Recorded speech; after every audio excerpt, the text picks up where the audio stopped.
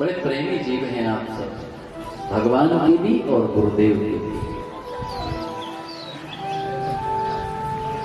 इसलिए भगवान की कथा का अधिकारी कौन होता है? एक बार किसी ने पूछा कि भाई अधिकारी जीव को कथा मिले तो अच्छा है, और जो कोई अधिकारी नहीं है उनसे कथा मिलती है तो क्या परिणाम होता है?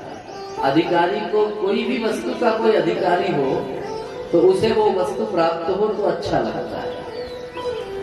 अनाधिकारी जीव को कुछ भी प्राप्त होता है तो उस वस्तु की, उस प्राप्त व्यवस्था की सही मायने में कीमत नहीं होती उसकी नजरों में। कैसे इसको समझें? जैसे रोटी की कीमत कब समझ में आती है? जब भूख लगी होती है। पानी की कीमत कब समझ में आती है? जब प्यास लगी होती है। ऐसे आपके सामने बड़ा अच्छा मीठा जल रखा हो और प्यास ना हो आपके अंदर, तो उस पानी की क्या आपके सामने महिमा होगी?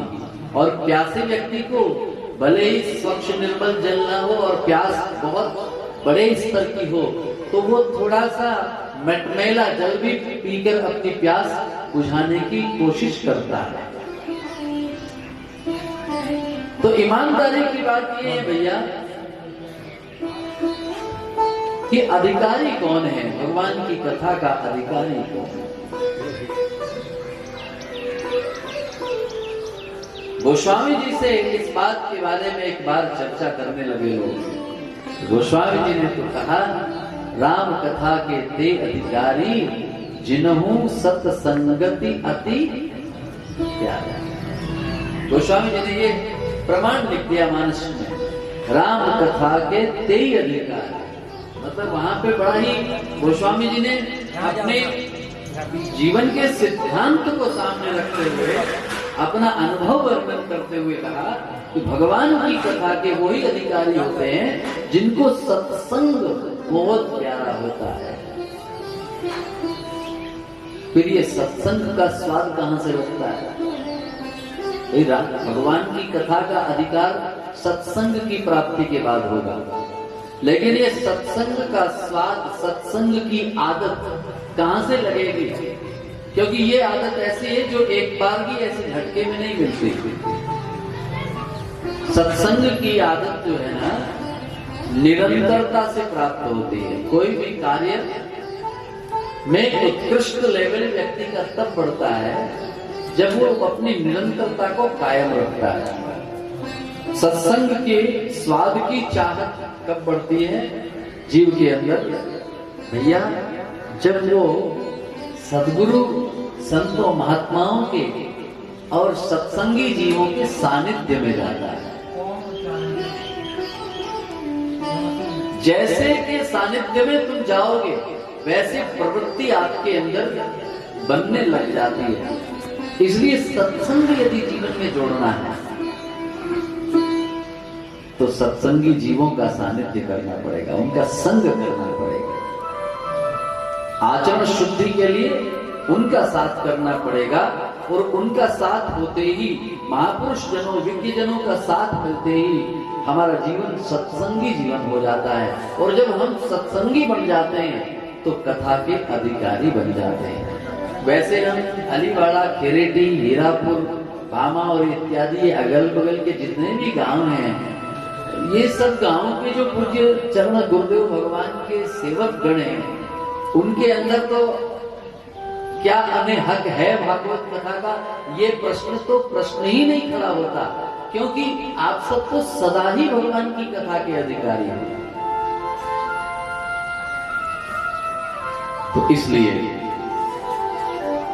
अधिकारी को ही भगवान की कथा जब मिलती है तो आनंद बरसता है। क्यों इतनी महिमा क्यों है कथा की? क्योंकि कथा ही है। देखो, कथा दो प्रकार की होती है। एक होती है आत्मकथा और एक होती है भगवान की भगवत कथा। आत्मकथा का मन में अगर चिंतन करोगे तो दुखों का समुद्र हमारे अंदर पैदा हो जाएगा। और जब भगवत कथा का चिंतन जुड़ेगा तो दुखों का हमारे जीवन से समापन होता दिखने लग जाएगा। भगवान की कथा जो है वो हमारे दुखों का समन करती है। रामायण में लिखा है, रामायण कहती है, गोस्वामी जी कहते हैं, आइए गुनगुनाते हैं कि राम कथा सुंदर करतारी, राम कथा सुंदर करतारी, राम कथा सुंदर करतारी, राम कथा